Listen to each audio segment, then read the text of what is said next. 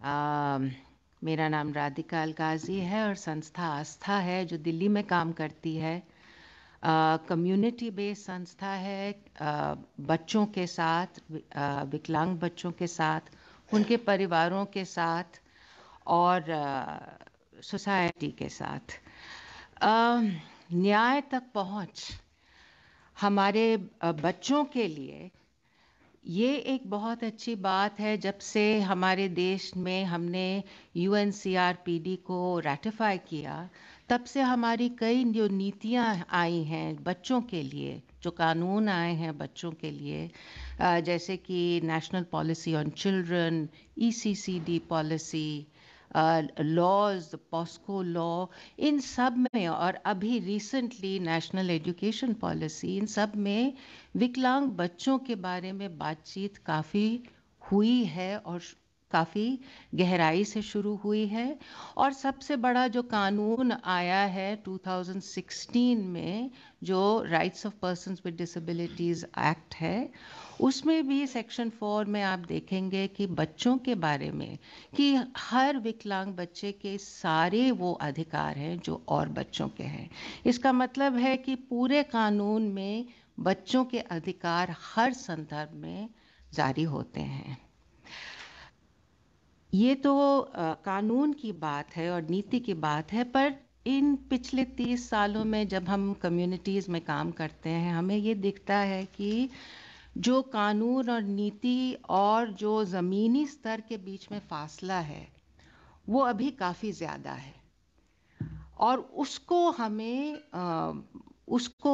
हमें जो ये फासला जो तय करना है, उसको हमें उसमें थोड़ा सा हमें एक्सेलरेट करने की ज़रूरत है। सबसे पहले मैं ये कहना चाहूँगी कि बच्चे तो हमारे पास नहीं आ पाएंगे न्याय के लिए। न्याय की पहुंच के लिए हमारे पास हमारे बच्चे तो नहीं आ पाएंगे, पर हमें, जो सिविल सोसाइटी है, जो माता पिता हैं और जो स्टेट एजेंसीज हैं, उनको उनके पास जाना पड़ेगा। ये बहुत ज़रूरी बात है, क्योंकि हाशिए पे जो भी कोई वर्ग है, कोई भी वर्ग बच्चों का जो वल्नरेबल है, उसके पास जब तक हम प्रोएक्टिवली नहीं जाएंगे, उनको जब तक जानकारी नहीं होगी कि उनके हक क्या हैं, कौन सी स्कीम्स हैं, कौन से लॉज हैं, कौन से रूल्स एंड रेगुलेशंस हैं, तब तक वो हमारे पास न्याय के लिए आना उनके लिए मुश्किल हो जाता है। तो एक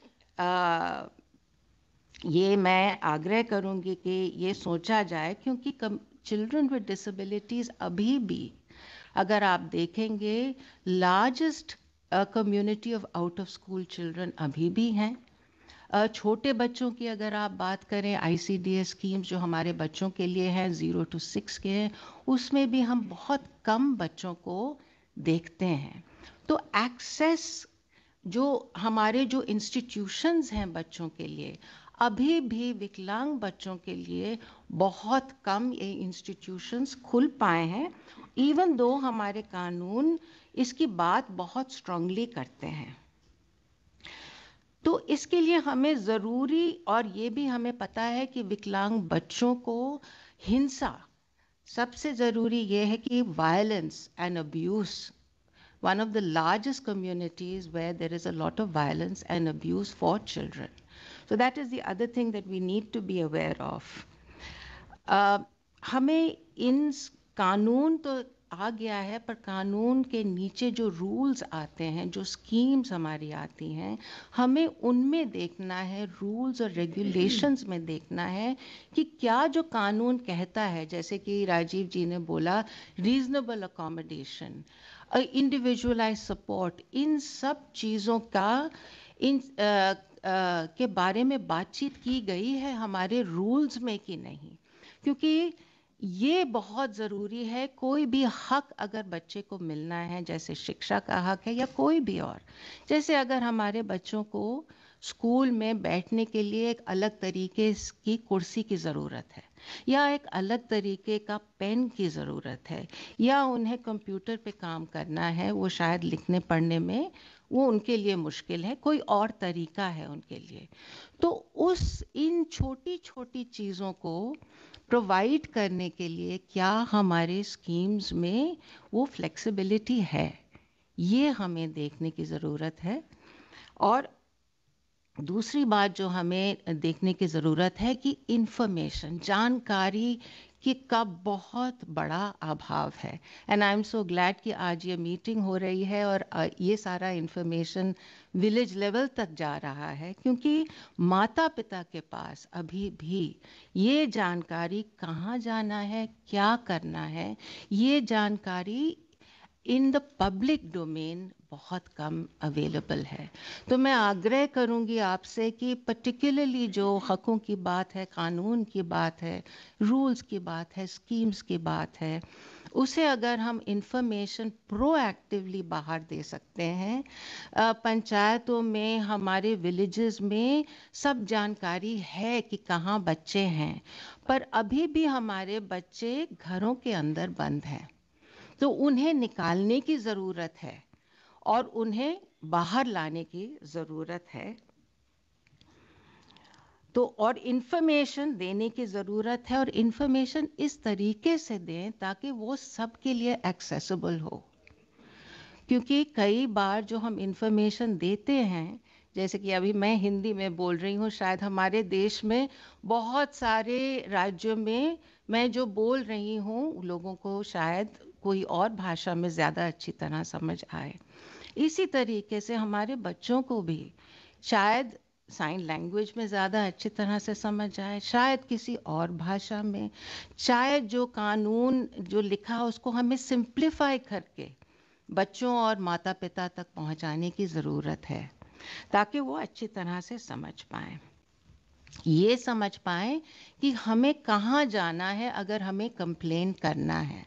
जैसे कि आपको पता है कि हम बच्चों के संदर्भ में कई एजेंसीज हैं, national commission, state commissions for protection of child rights हैं, CWCs हैं जो प्रोटेक्शन एरियाज को देखती हैं, डिसेबिलिटी हमारे कमिश्नर्स हैं। पर इन सब एजेंसीज के बीच में कौन से वायलेशन के लिए बच्चा कहाँ जाए, माता पिता कहाँ जाए, ये क्लैरिटी अभी नहीं है। तो ये क्लैरिटी और इन सब अलग अलग कमीशंस के बीच में अगर एक तालमेल हो सकता है तो माता पिता के लिए ये बहुत आसान हो जाएगा।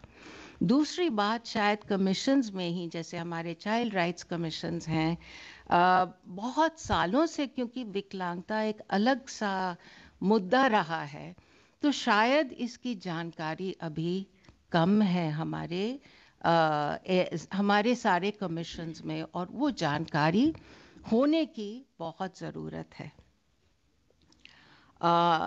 तीसरा, जैसे कि न्याय तक पहुंच, इसके दो पहलू मैं सोचती हूँ हैं। एक तो है कि कोई पर्सन आए और हमें कंप्लेन करे कि ये हक जो है हमारा वो नहीं, इसका उल्लंघन हो रहा है। और दूसरा है कि जो एजेंसीज हैं वो एक रोबस्ट मॉनिटरिंग करें, और ये मॉनिटरिंग जो एजेंसीज करती हैं और कर सकती हैं, इसमें हमारे कई बच्चे इंस्टीट्यूशंस में रहते हैं, होम्स में रहते हैं, अपने माता पिता के साथ नहीं रहते हैं। उन एजेंसीज, उन होम्स पे मॉनिटरिंग करने की, क्या इन होम्स में, जो कि एक बंद एरिया होती है जहाँ पे बहुत सारे लोग नहीं जा सकते हैं, तो वहाँ हमारे लॉ एजेंसीज का मॉनिटरिंग करना, ये देखना कि हर बच्चे का, इस बच्चे के जो भी हक हैं वो इस बच्चे को मिल रहे हैं, क्या बच्चे जो होम्स में हैं वो स्कूल्स जा पा रहे हैं, क्या उन्हें शिक्षा मिल पा रही है, क्या उन्हें और जो हेल्थ राइट्स हैं, क्या उनके और जो अलग अलग राइट्स हैं, प्रोटेक्शन राइट्स हैं, उनकी एक देखभाल हो पा रही है कि नहीं। जो कंप्लेंट की बात है, parents of children with disabilities के लिए बहुत मुश्किल होता है किसी एजेंसी पे जाना, क्योंकि पहले से ही बहुत भेदभाव सोसाइटी में ही है, जैसा कि आप लोग सब जानते ही हैं। और सबसे पहले तो पेरेंट को अपने आप को मजबूत करना पड़ता है कि मेरे बच्चे को फॉर एग्जांपल शिक्षा का हक है, और वो शिक्षा का हक के लिए मुझे कहाँ जाना है, तो माता पिता और एजेंसी के पास आने में कई रुकावटें होती हैं। इसलिए मैं आपसे ये कह रही हूँ कि हमें उनके पास शायद जाने की अभी ज़रूरत है। लास्टली मैं ये कहना चाहूँगी कि हमारे बच्चे किस तरीके से किसी भी एजेंसी के पास अपनी बात रख पाएंगे। अगेन मैं आपसे कहना चाहूँगी कि जो एक विकलांग बच्चे हैं वो अलग अलग तरीके से अपनी बात रख सकते हैं, जैसे कि सिंपल इन लैंग्वेज में शायद वो अपनी बात रख पाए, साइन लैंग्वेज में शायद वो अपनी बात रख पाए। अलग अलग तरीके हैं। एक बच्चे को अपनी, कुछ बच्चे बोलेंगे नहीं पर वो अपने पूरे शरीर से आपको बता सकते हैं। कुछ बच्चे आपको पिक्चर देख के बता सकते हैं कि क्या मुश्किल उसको हो रही है। तो ये भी एक आग्रह है, क्योंकि कई बार जैसे पॉस्को जैसे हमारे कानून हैं, जहाँ पे किसी बच्चे का अगर अब्यूज़ हुआ है, तो वहाँ जो सपोर्ट पर्सन्स की ज़रूरत है, for example sign language interpreters की ज़रूरत है, या कोई भी और स्पेशल एजुकेटर्स की ज़रूरत है, वहाँ बहुत हम कमियां देखते हैं। इसलिए भी हमारे बच्चे कई बार अपनी बात न्याय की एजेंसीज या न्याय तक पहुँचने में उनको मुश्किल होती है। इसलिए ये एक आग्रह है कि हम देखें कि जो भी बच्चों के लिए एजेंसीज हैं वहाँ पे वो प्रोविजनिंग की जाए, जो भी कमीशंस हैं वहाँ पे ये प्रोविजनिंग की जाए कि हर बच्चा आके या माता पिता आके अपनी बात रख पाए। ये प्रोविजनिंग बहुत ज़रूरी है। UNCRPD हमारे देश ने 2008 या 7 में हमने रैटिफाई किया था। उसके बाद 2016 में हमारा कानून rights of persons with disabilities act आया। किंतु दो और कानून हैं जो विकलांग बच्चों और व्यक्तियों के लिए बहुत ज़रूरी हैं। एक हमारा नेशनल ट्रस्ट एक्ट है for persons with cerebral palsy, autism, mental retardation and multiple disabilities. दूसरा हमारा rehabilitation council of India act है, जो कि सारे हमारे जो टीचर्स हैं, जो पर्सनल हैं इस क्षेत्र में, उनके बारे में उनको ट्रेनिंग देता है। तो जो एक ढांचा है राइट्स का हमारे बच्चों के लिए, अभी वो कंप्लीट नहीं हुआ है, क्योंकि ये दो कानून जो हैं, अभी जो UNCRPD का की जो सोच है, अभी उनका अमेंडमेंट्स नहीं हुआ है। तो एक और ये आग्रह है, इसमें भी माता पिता को और बच्चों को बड़ी मुश्किल हो जाती है, कहाँ जाएं, कैसे जाएं, किस हक के लिए कैसे जाएं। फॉर एग्जांपल स्पेशल एजुकेटर्स की हम बात करते हैं, समावेशी शिक्षा की आजकल हम बात कर रहे हैं। हर चीज़ में, हर क्षेत्र में आज ये सोच है कि हमारे बच्चे अकेले नहीं रहें, किसी और जगह नहीं रहें, पर पूरा एक सोसाइटी का भाग रहें, उनका समावेश हो। तो उसके लिए तो ज़रूरी ये है कि हर teacher, her health personal in बच्चों के बारे में जानकारी रखे। और पर जब तक हमारा कानून नहीं बदलेगा, rehabilitation of council of India act नहीं बदलेगा, तब तक वो पॉसिबल नहीं है। तो ये कुछ मुश्किलें मैं आपके सामने आज रखना चाहती थी, पर